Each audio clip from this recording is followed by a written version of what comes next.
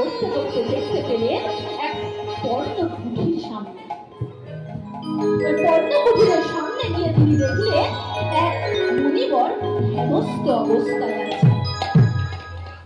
ওই মুনিবরের কাছে গিয়ে রাজা বললেন, হে মুনিবর, আমায় একটু জল দেবেন মুনিবর, আমি খুব তৃষ্ণার্ত। মুনিবর, আমায় একটু জল দিন না মুনিবর, আমি খুব তৃষ্ণার্ত। মহারাজ পরীক্ষিত বারবার ওই মুনিবরের কাছে জলের জন্য প্রার্থনা করতে লাগলেন। ওই মুনিবরটি কে ছিলেন জানেন? ওই মুনিবরটি হলেন শ্রমিক মুনি। তাই মহারাজ পরীক্ষিত বারবার ওই মুনিবরের কাছে জলের জন্য ভিক্ষা করতেন। মুনিবর, আবার একটু জল দিন মুনিবর, আবার একটু জল দিন, আমার গলা যে তেষ্টায় ফেটে যায়, আমার বুকটা তেষ্টায় ফেটে যায় মুনিবর, আবার একটু জল দিন মুনিবর, আবার একটু জল দিন, আমি প্রাণে মারা যাবো মুনিবর, আমি না হলে প্রাণে মারা যাবো।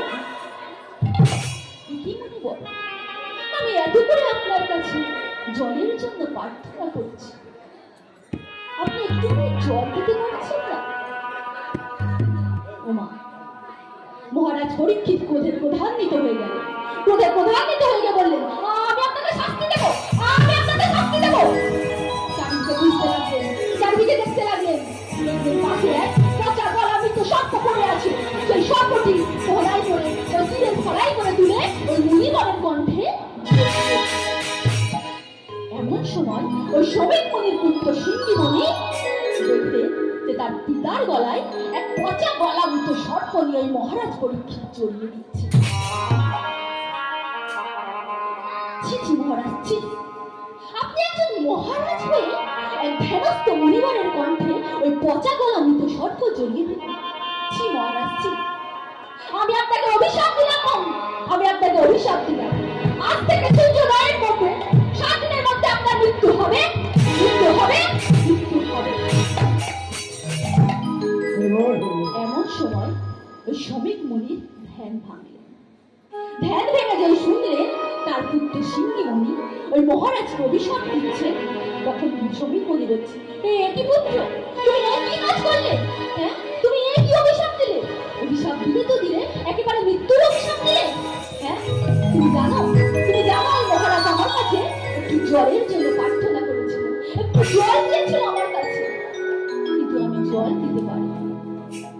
তাই রাজা ক্রোধে ক্রোধান্বিত হয়ে আমার গলায় পচা গলামৃত সর্পটি জড়িয়ে দিয়েছে।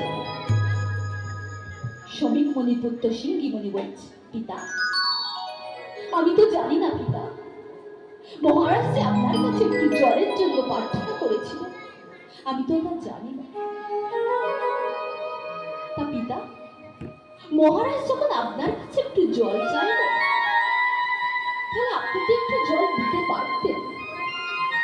শোনো সিন্ধি, আমি আজ মৌন ব্রতের মধ্যে ছিলাম, যে ব্রত করলে কোনো কথা বলা যায় না।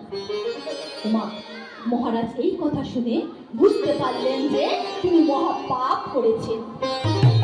তাই মহারাজ হাত জোড়ো করে ওই মুনিবরের কাছে গিয়ে বলছে, মুনিবর, আমি মহা পাপ করেছি মুনিবর, আমি মহা পাপ করেছি, এই পাপ থেকে মুক্তি হওয়ার উপায় আমায় বলে দিন মুনিবর, এই পাপ থেকে মুক্তি হওয়ার উপায় আমায় বলে দিন।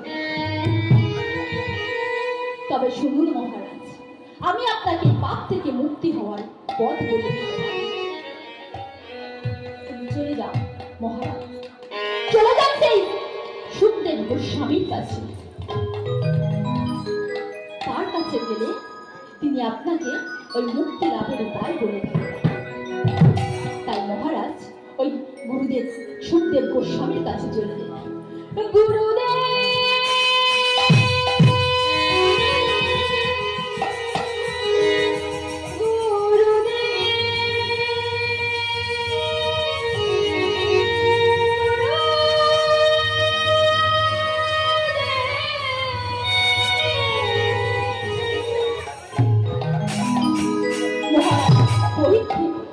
ওই সুখদেব গোস্বামীর চরণে গিয়ে আছাড় খেয়ে পড়লেন।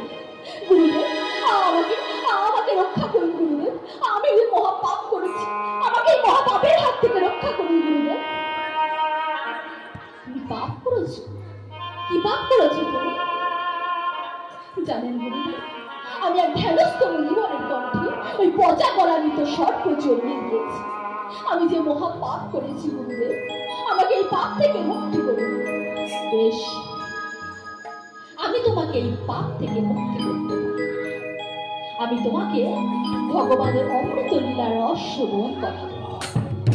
আর এই শ্রবণ করতে করতে তোমার এই শুদ্ধচিত দেহ থেকে প্রাণ বায়ুটা বেরিয়ে গিয়ে যদি প্রথমে গোবিন্দের চরণে গিয়ে পড়ে, তাহলে তুমি এই পাপ থেকে মুক্তি লাভ করবে। ওই সুখদেব গোস্বামী আজ মহারাজ পরীক্ষিতকে ওই অমৃত লীলা আর শ্রবণ করাচ্ছে। শ্রবণ করাতে করাতে আজ হলো শেষ দিন। আজ হলো ওই রাসলীলা শ্রবণ করাচ্ছে।